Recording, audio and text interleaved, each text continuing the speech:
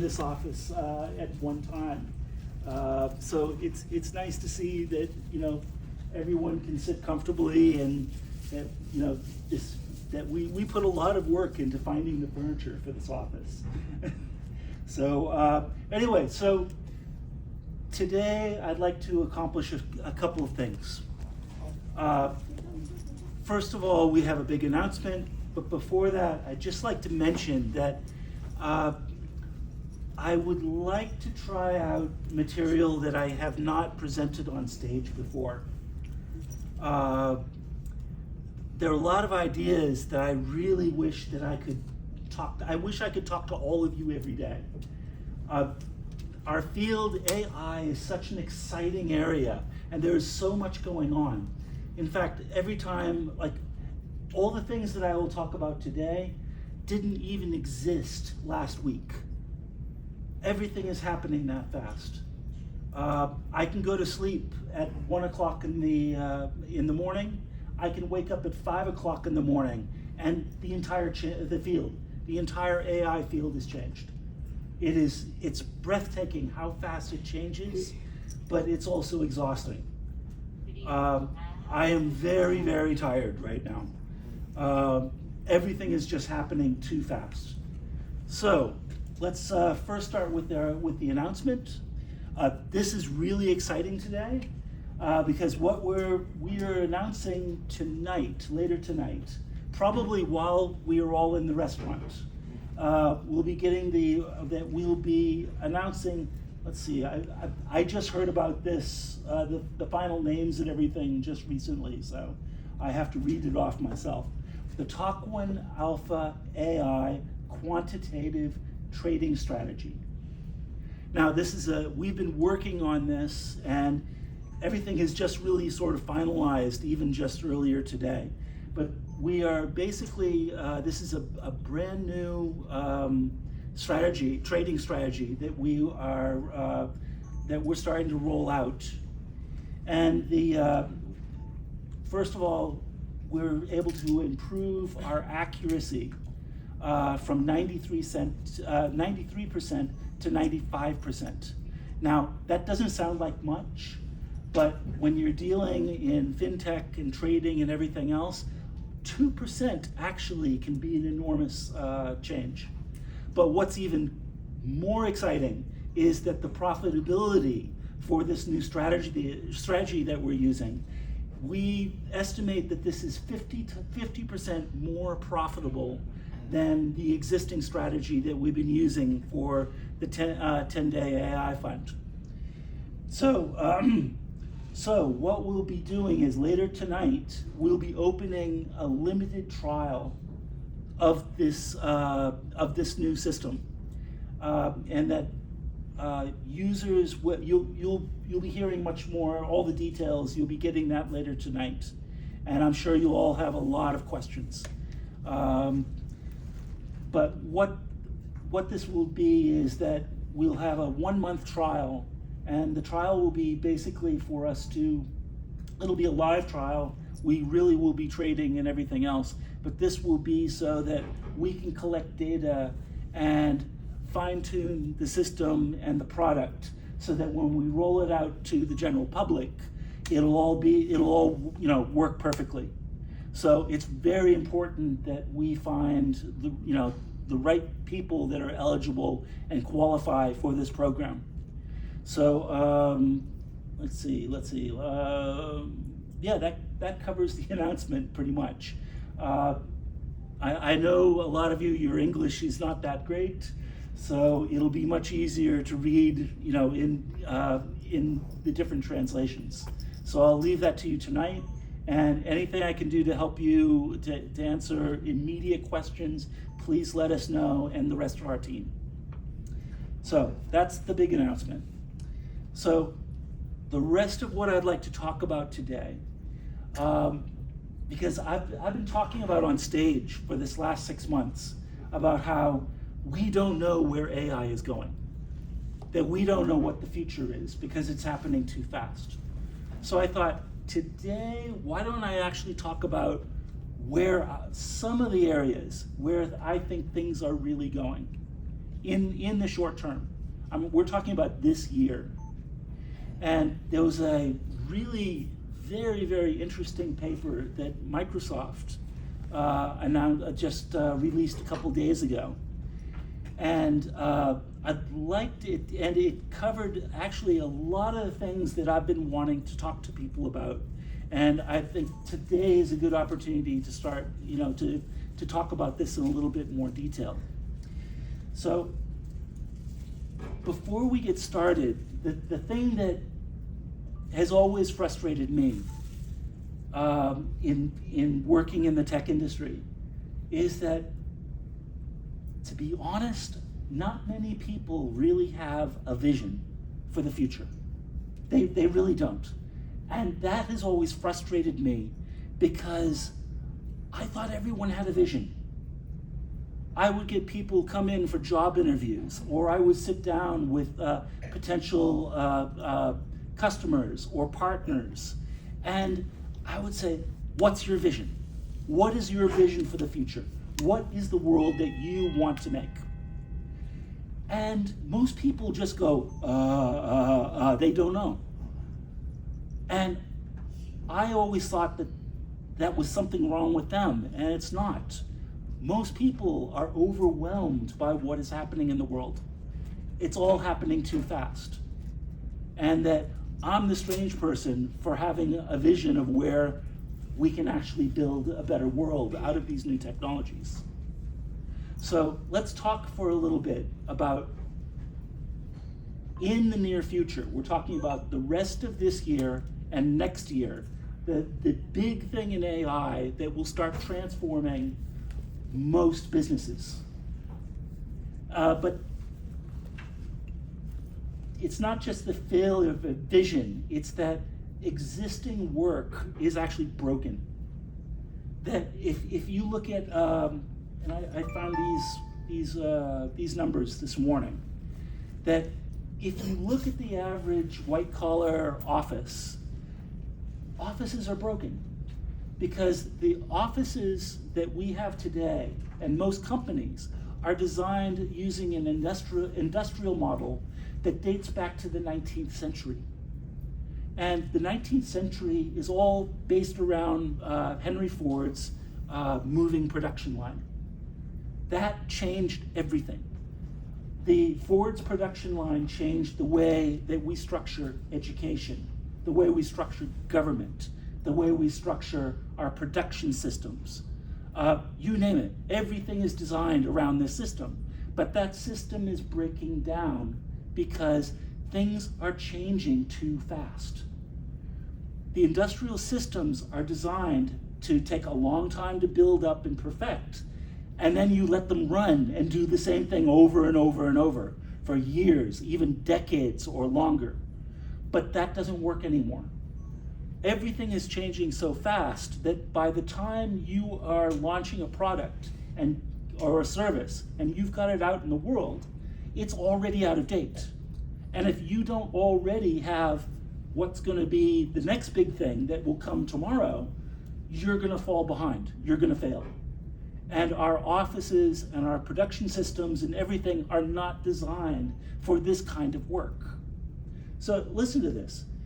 On average, an office worker is interrupted 275 times a day by emails, chats on their telephone, by calls for meetings, by whatever bullshit that you have in your day-to-day work, and especially meetings. 275 interruptions in one day, every day. That's on average one interruption every 2 minutes. How can you get any work done? For me, I need about an hour and a half of just sitting and looking at something and thinking carefully about it for at least an hour and a half to load the information in my head and turn it around before I understand what it is, before I can start figuring out how to solve a problem or anything else. If you're interrupted 275 times a day, how can you get any work done? It's crazy. Another one that I found this morning is that on average, the number of edits made to a PowerPoint presentation has increased in the last 10 minutes before you give the presentation. So you run into your office, you've got 10 minutes before before you have to go into the meeting and give the presentation, and the number of things that you have to change 10 minutes before you give the presentation has increased 122% just this year. That is crazy. When you give a presentation, it should be something that you've had time to think about. And you think of all the different ways, look at it from many different angles. We don't have that anymore. Information is out of date before we even have time to present it to other people. That's very true of this talk today. I had no idea I would be talking about this time yesterday. And this morning, I had a completely different idea of what I would talk about today. And now, a couple hours later, you're all here, and I'm talking about something that I just learned about in the last 48 hours. Okay, another statistic. 60% of meetings in offices are ad hoc, meaning they are done in the moment. So it's not something we're going to have a meeting next Wednesday at 2 o'clock. No, it's like, oh my God, we have to have a meeting in the next 10 minutes. This is a terrible way of doing business, and it's terrible for our mental health because we are constantly reacting to things instead of building things and trying to make things better. And finally, and the one that I find horrific, not for me, because I basically never stop working. I start, 5 o'clock in the morning and I go until I fall down. But on average now, people are getting 58 chat messages outside of work hours every day, that they're getting contacted by work almost 60 times a day when they're supposed to be home with their family, when they're supposed to be recovering and relaxing and recharging their brain and connecting with their families. And they're getting interrupted by their employers. And you can't really blame the employers because everything is changing so fast, they can't keep up. So it becomes this horrible cycle where people get more and more tired and they make worse and worse decisions. But the great thing about all of this is that if you look back through history, that every time when people start getting overwhelmed and think that they have these problems that can never be solved, new technologies come along that reorganize how everything is done and solve that problem. And this is what AI is doing.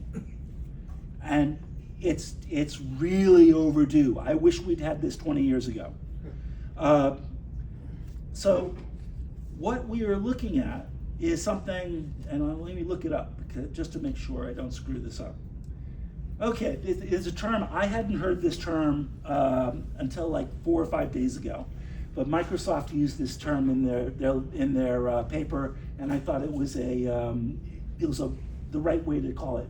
They call that the new companies, they call them frontier firms. And I'm not entirely clear why they call it a frontier firm, but a frontier firm is not organized the way that traditional companies are. In a traditional company, think of an organizational chart, right?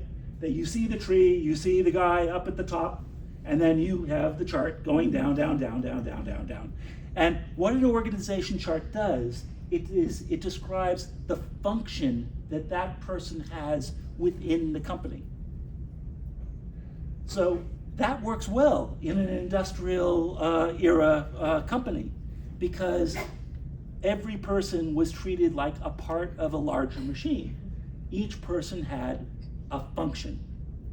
And everyone from the top person down to the people cleaning the toilets, they all had a function within the company. But that world is gone. Everything is changing too fast.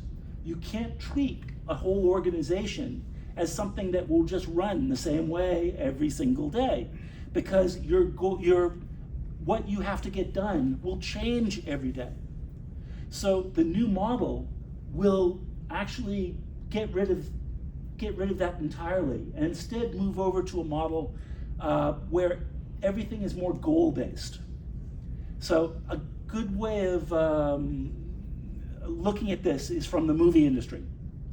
When you make a film, you don't have an org chart where everyone has a function and it just runs and you produce a film. Instead, you create teams. You create a team that pulls together all the people needed to achieve one specific goal. So you pull them together, they work together. It might be just one day, it could be 6 months, it could be anything. And when they achieve that goal, that's it. They break up and then they become parts of other teams. And if you look at the brightest and the smartest tech companies today, this is how they are organized. That they are no longer you don't have really departments even anymore. You just have people will come together to do one specific task, then the team breaks up, and then you form other teams to do the next task. And hopefully the people in the management, that you have a structure for deciding what goals you want to follow, and then work out how do you know when that goal has been achieved, and then the quality of what you're producing, etc. So this is where AI becomes really, really important. Because a frontier firm no longer has an org chart. Instead, each individual is using AI agents. Now, the white paper that Aifeex just recently, we put out, a week ago or so, we talk a little bit about AI agents at the end. But AI agents, you're going to hear this. If you aren't hearing about this every day now, over this next few months, this is all anyone will talk about. The first stage is the way most people are using AI. They use AI as an assistant. Like you're a student and you want to write a paper for a school assignment. So you use ChatGPT or one of the other services, and it will help you write that paper. So it assists you. But this is just the first step. The second step is you move from just agents that are helping you to that they are actually becoming like team members. So that your team will have AI agents which become like other employees in the team. So a good way of putting it was that I read the other day was that when we use search, when we use Google or whatever search engine you use, we think of that as a tool. And we will start to stop thinking of these things as tools that we use and then move on and use something else. And instead, that these tools will transform over time into agents in their own right. So it'll be like you have a team member that their specialty is doing searches on the internet. So it's like the guy sitting in the cubicle next to you. You say, oh, could you take a look and see what's happening over here and look this up, and then put it together into a spreadsheet, and when you have it, give it to me. So it will transform the way that our workflows, our tool chains, and everything else in between. But that's only the second stage, where you have AI as team members within an organization. The third stage is that you will have teams of AI agents that will act as fully autonomous teams on their own right. And that humans will, hopefully, will be coordinating these different groups and different teams. And what we'll find is that that over time, and we're already seeing this in a number of companies, that AI is not taking people's jobs. People using AI are taking people's jobs. And you're finding that when you put AI together with AI agents, they are vastly more productive than the way that we are doing things now. But then when we have teams that are controlling teams of AI agents, that kills everything. Nothing can compete with it. So if we are not doing this in our organizations today, we're going to be left behind, we're going to be out of business. And this applies to every business that you know or have worked with, but it also applies to Aifeex. That we are subject to the same thing as everyone else. So we are working very hard to move our entire work structure and production flow and everything else over to this new model.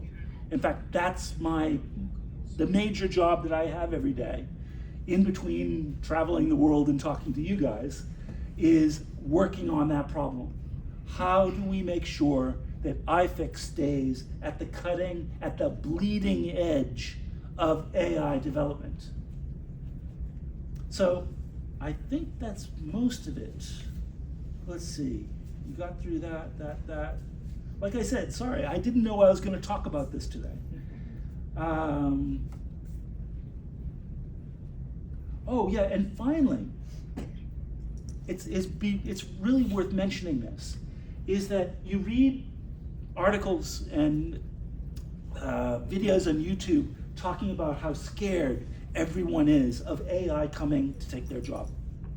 But there have been some interesting studies, interesting surveys that are talking to companies that are adopting these new technologies and becoming frontier firms, as Microsoft called them.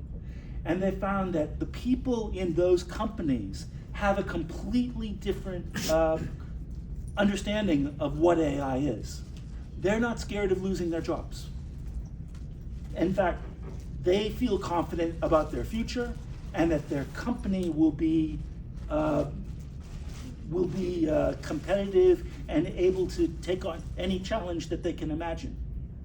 So that as AI and this whole new structure of working, as this becomes more and more the norm, you're not going to be seeing so many stories on YouTube and the news about AI destroying everyone and everyone losing their jobs. And we'll understand that our jobs have fundamentally changed, and for the better. If a machine can do a job, why should a human do it?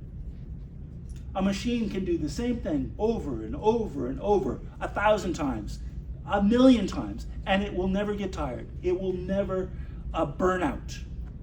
So why are we asking people who could be out there thinking and creating and doing amazing things, why are we asking them to be machines?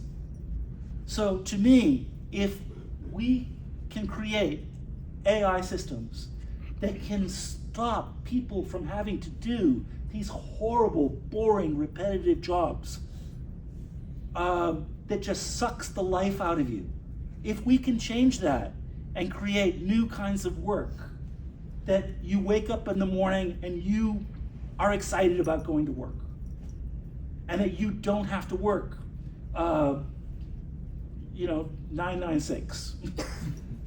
I work 996. I probably will until the day I die, but we shouldn't be asking people to do that.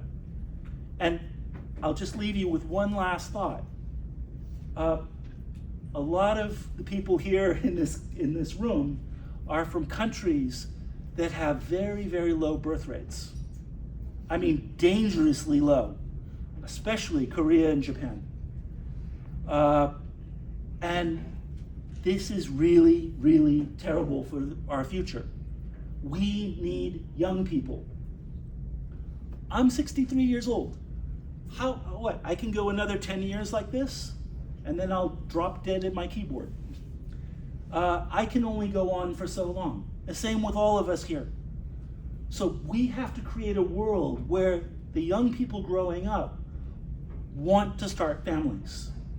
They want to create traditions and families and a life that they can pass on to a new generation. And I really hope that my life's work before I die has contributed to making the world a better place. And if we can help people change the way that they work and they live and be more satisfied and more positive about the future, why not? I'm all in. And I hope that the larger picture of what Aifeex is doing will always never forget that end goal, that each and every one of us leaves this planet better than the day that we were born into it. It's something I believe very, very strongly. So, enough of this today. I'm sorry I've been talking so long. Thank you very, very much for your time. And again, over this next months, years, I will be talking more and more and more about this. And always, if I don't want people to be surprised by the future. I want them to be able to prepare as things are changing, so you aren't feeling like you're catching up. I want you to feel like you are on the cutting edge. And because you are, every single one of you in this room is on the cutting edge of what AI and AI-driven finance can do. So, again, thank you very much for your time.